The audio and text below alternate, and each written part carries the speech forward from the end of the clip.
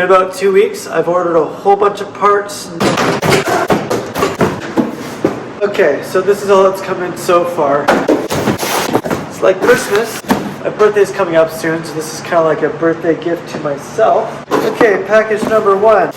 Here we have got turbo coolant lines. Because if I'm replacing the turbos, the car's got 240,000 kilometers on it. I'm gonna go for not cheaping out on hoses that could leave me stranded. Power steering reservoir, power steering hoses. I've got oil pan gasket bolts, oil pan gasket itself, using a Molly gasket. Hopefully it does the trick.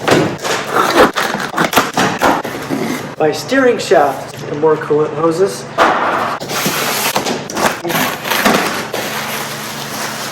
This is the engine mount for the transfer case. It's an X-Drive car. Got a tie rod end, power steering hose.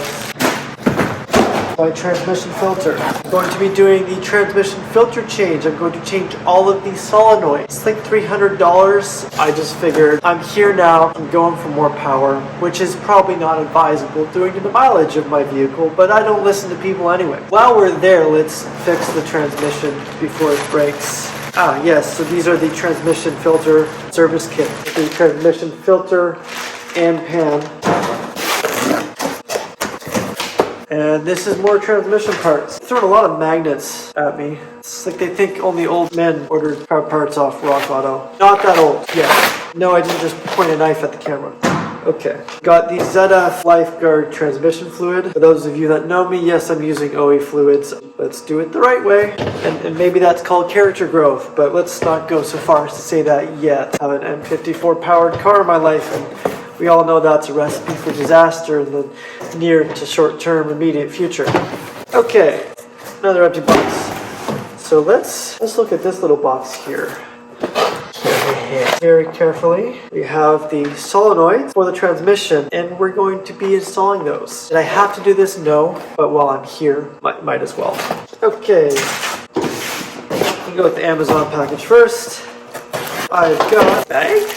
I don't recall ordering Mampers. Window tint film kit. Okay, so I'm planning to wrap the car. I've got Nardo gray film. Now if you're asking yourself why would I wrap a gray car gray, I think it has to do brain damage from exhaust fumes. Driving and working on my own car too much. That and a obsession with doing what the cool kids are doing these days, which is wrapping everything Nardo gray. So we're gonna be doing that, probably failing miserably. You might see some tools thrown.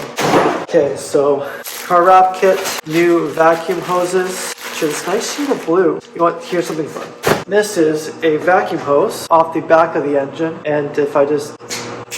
So my vacuum hoses are completely... That's got a little bit of flex to it. Toast. And yeah, so new vacuum lines. I definitely had some vacuum leaks in there somewhere. I've got a 3M headlight restore kit. I've ordered something else for the headlights too. We'll get to that when they get here, but I'm gonna fix the headlights because they're disgusting. Now to perhaps one of the more controversial purchases for this car, and if you want to give me a hard time, by all means, do so in the comments below. This is complete front springs for the wagon. They are stock springs. I'm not lowering it. I want it to sit as high as humanly possible because I'm over the age of 30 and I drive in the city of Toronto, which, like any major municipal city, the roads are garbage. So I don't want my daily drivers slammed. Although it looks great, it's kind of miserable for daily driving. And I recently put new struts on the car. Still not impressed with the ride quality. These springs have about 200,000 kilometers on them. The springs are getting tired. It sits low as if it was lowered on stock springs. So we're going to fix that with stock coils. So that's it for today. I'm still waiting on the turbos, the rod bearings, differential transfer case service kits, and a few other parts. But this is the bulk of it.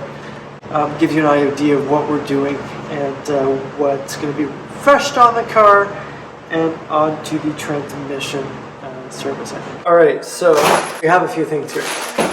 Going to be servicing the transmission, replacing the solenoids. Got the fluid, 7 liters in total. I believe the actual fills around 6.5. Don't quote me on that. Seal replacement kit with all of the O-rings, the different solenoid seals, and new bolts.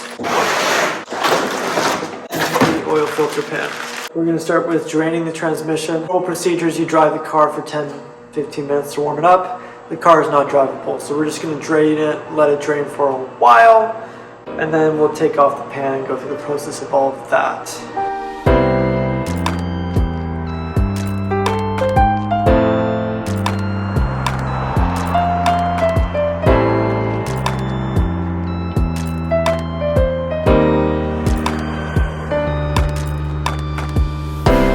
You've got the front drive shaft removed and the exhaust hanger. I'm going to crack the fill plug on the transmission, 8mm Allen bolt, and you always crack the fill plug before the drain plug, because if you can't open the fill plug, you can't fill your transmission, and that's a problem. So, looks like I need more leverage.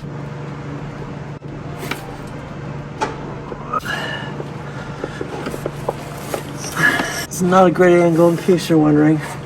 In terms of leverage, in the category of don't try this at home, kids. Don't try this at home. Do as I say and not as I do. No movement. Not moving. Bit surprising. Now I have a new fill plug coming, but it doesn't mean I want to break this one. Got a slightly more powerful impact driver. Try this now.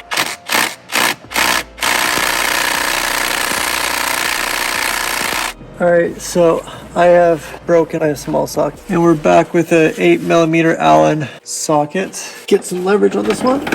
Pipe on, ratchet, and you can get some movement. We are broken free here. Finally. Car is tilted up slightly, so I do expect some fluid to come out. Oh, and she looks pretty nasty. So it's pretty gross looking. 250,000 kilometer. Fluid looks quite brown. Glad I drained it. It is the right decision to be changing this fluid. Time to get to the drain plug, and we'll continue draining this thing.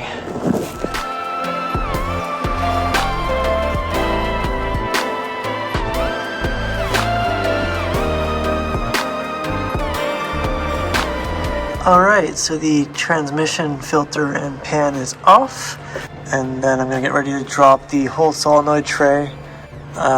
Before I do that, I'm going to rewatch tutorials on how to do that without breaking things, because there's a lot to remember here. You have to disconnect a bunch of things and then remove a bunch of bolts, and the whole solenoid pack drops down. And this is a very expensive piece of hardware, so we're going to try and take the time to do this right. This is the pan. Yeah, there's the oil's nasty. I mean, you would probably expect this, to be honest, being a high mileage N54 that was perhaps not always kindly treated, but there's some more conclusive proof of that. So this is the old filter tray and the old transmission fluid, which is pretty well RC black nastiness. The original fluid I have over here, ZF fluid, it's got a darker hue, but it's still it's oily. It's not dark and black. So time for me to do some research and clean all the oil and grease off my phone case, because this is nasty, and then get to dropping the solenoid pack. So yeah, this is not coffee, gents. This is transmission fluid, but could be mistaken for chocolate syrup. Oh, I wish I could describe the smell. It's kind of like just burnt puke. So the solenoid kit came with some diagram, and then I'm looking at other YouTubers here. So you can see the red screws to be removed. You got, looks like 4 across by the solenoids, 1, 2, 3 there, and then 4 at the back. So quick math, it's like 11 screws. And this one showing 1, 2, 3, 4, 5, 6. Which kind of correlates with this. And then 1, 2, 3, 4, 5, 6, 7. Just doesn't correlate with this at all. So I'm not sure what it is. We're going to have a look here. Looking at the screws, you can kind of see a difference. Like this one's more angled and that one's sort of square, more of a flat. So I'm going to start with all those big ones, loosening them off, not all the way, and then see if the whole thing sort of sits down So all the small ones with kind of rounded edges, I'm not going to touch. The big chunky ones, we're going to back off a little bit. There's the connector above the transmission by the transfer case mount. I'm going to disconnect that.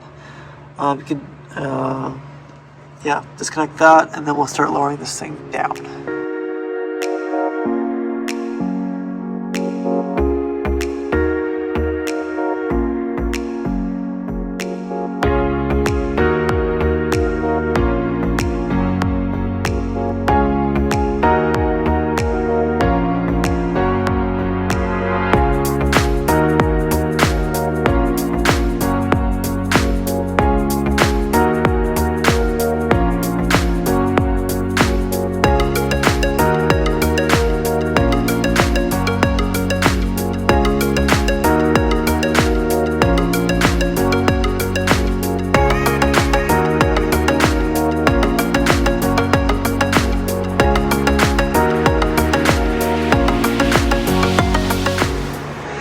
Okay, so this is all the solenoids are placed, put back together. I'm going to go to the transmission. There's these seals, which need to be replaced. There's 4 of the small ones. Gotta pay attention to which order you pull them out. And then there's this seal here, which goes somewhere on the bottom and seals to about here. So that goes about like that. Pretty confident, but that will sit in the transmission side, and then we'll put this back in. So these, I'm going to try to pull it with these pliers. Let's see how we do.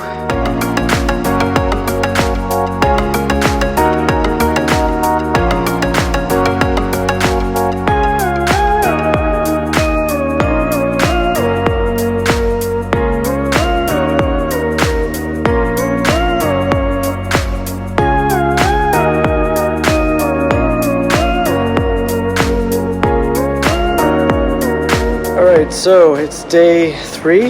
Yesterday I finished off changing out the transmission pan and the solenoids. Let me show you the most difficult part of that whole experience. So on the back side of the transmission is this. It is the connector for the electronics, and there's a sleeve that goes in there, and I had to press it in. It took a lot of leverage, a lot of patience. I didn't want to force it because that's when you break things. Anyways, you have to put in the solenoid assembly first, and then you can put in the sleeve, and then you can put in the connector.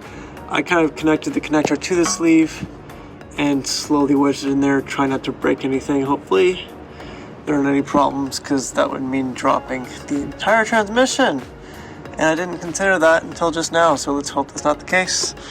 Anywho, now we're proceeding with removal of the transmission mount bushing slash transfer case bushing. I put some PB blaster to hopefully loosen this thing up, and we'll hopefully get this out here. I've been cutting at it with a hacksaw blade and trying to pry it out, and I gave up around 11 o'clock last night because I was like, this is not going to be solved by the time I get done. So anyways, it's jacked up right now in the sketchiest manner possible, because everything I do is kind of sketchy. And then once I've got that in place, I'm going to put all this back together here.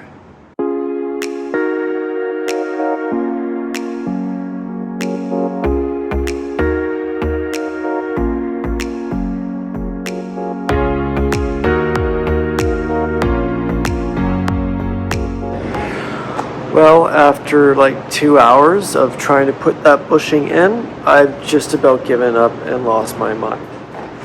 Well, after like, I don't want to say 5, but probably 5 hours just trying to change the transfer case bushing. Here's a little life lesson for you. When you think you know how to do something, take a minute and research the proper way to do it. Some dude with soap and whatever was able to put his bushing in and out. I might try soap next, but I really don't think that's going to make a difference. I'm going to make a tool, because there's a tool you can buy. I'm not spending money on a tool. I'm just going to make one. That job should have been done in maybe an hour. Maybe. Probably less. but you need something to drive the bushing in and out of the transfer case mount. Actually, it's in the transfer case itself, not the mount. The mount would be great because then you can just pull the mount out of the car and then press the bushing out, but I'm not dropping the transfer case just to do this. Yeah, I think that's about it for the update. Just take the time, get the right tool. If something is more difficult than you think it should be, research why. And maybe you'll save yourself some hours of your life. One might have thought that I would have learned this lesson by now, but one would be wrong. And so now you can all learn from my mistakes. Thank you for watching. Okay, so it's the next day. Let me change it back. Okay, so it's the next day. I gave up last night, doesn't matter what time, but this was the problem. I'm trying to push this bushing into the transfer case itself, which this connects to the transfer case mount, which is the transmission mount on the X-Drive cars. So if your car is X-Drive, there's no two little rubber transmission mounts. It's this big boy, and you need a press to push the bushing into place. It will not go. I tried heating up the transfer case and then chilling the bushing. I got maybe an extra 1/8 of an inch further in to pressing it in, and then gave up. So here's the solution that I have come up with. The proper way to do it is probably to have a bushing or bearing puller. I used to have one, sold it because I didn't use it, and now I need it again. So anyways, here's the bushing like that, and then I'm going to take my oil filter housing tool, which is not the right tool for this job, and then put it over top of it like that. I'm going to use 2 metal plates on either side to give a surface on which the oil filter housing tool can push on so I don't wreck the surface of the bushing. And then stainless bolt that will go through. And on the other side, I'm going to use this bushing as the counter hold, and then a long nut, and we're going to force the whole assembly through. This is your poor man's bushing puller. This is what we're going to attempt. I shall film it all for you so you can see if my misguided attempt works. But that's where we're at right now. And wish me luck, wish my sanity some luck, and we'll see if I can't get this to do the thing. I'm not quite sure on the length of these bolts. I got 3 lengths. We're going to mock it all up. I got one super long one. This is a 12-inch, a 10-inch, and an 8-inch. And we'll see if when you add up the size of the cap, the bushing, the transfer case mount, and the next bushing, it does get to be quite long. And I'm just going to keep talking. So let's get to what we're about to do here and see how long it takes. I'm going to time myself because I spent maybe 3 hours trying to do this the wrong way. I don't want to admit that it might have been 3 hours, but it might have been 3 hours. So we're going to time it and see how long it takes this time around. So let's go.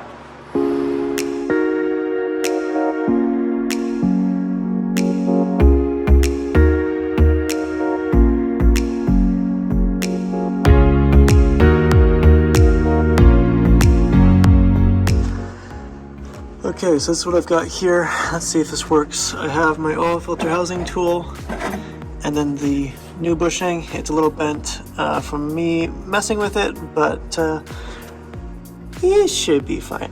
I got a big old plate of thick steel here. I'm gonna grab a light, a washer, a second washer, and then a long bolt, or a long nut, sorry, because I wanted a lot of threads to distribute this force in the hopes that it will work. So this plate is wedged against the transfer case mount. It's at a bit of an angle. I'm not happy about that, but we're limited in space and what we can do. I think I see a better angle, but I'm not sure. So I might reposition it, but that's the concept anyways. I'm going to use a 14mm wrench to tighten this down. Put my 2 stopping plates in here. For these guys to distribute the force onto the bushing. Otherwise it's just the edge of this rim and I don't like that. I think it's just going to wreck everything. So we're 11 minutes in and already well, I don't want to speak too soon. Let's see.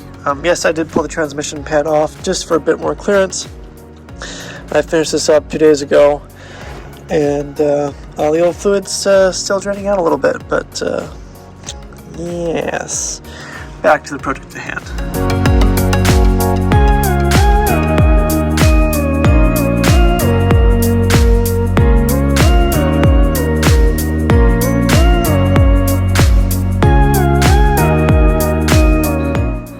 So version 1.0 didn't work so well, so I have scrounged some materials.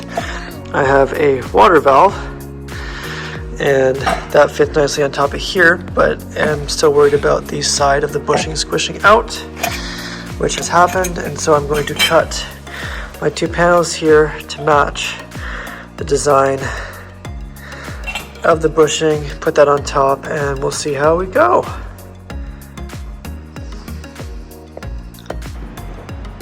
Okay, it's just slightly mortifying, but there it is cut up. Water valve sits on top. And let's try this on for size.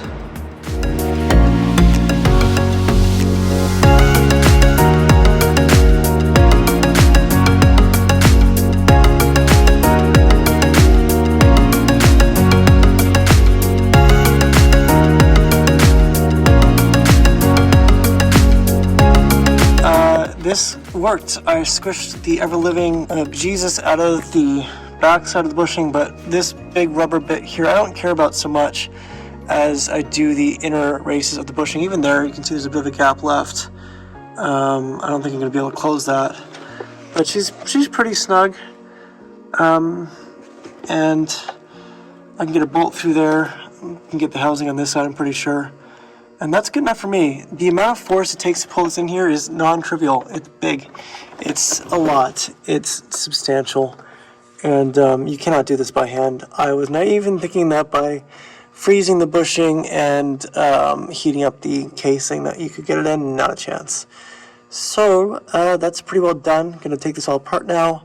1 hour and 24 minutes, so an hour and a half to get this bushing in, which is pretty good considering I wasted like 3 hours on this. So my little improvised thing worked-ish. Is it great? No. Did it work? Yes.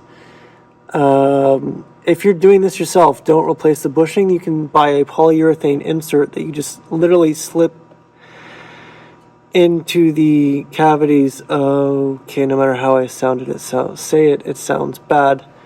Anyways, you can get a polyurethane bushing that inserts into the existing bushing to take away any slop, and that's probably a better bet because that would take about 5 minutes to install and not 3.5 hours. I digress.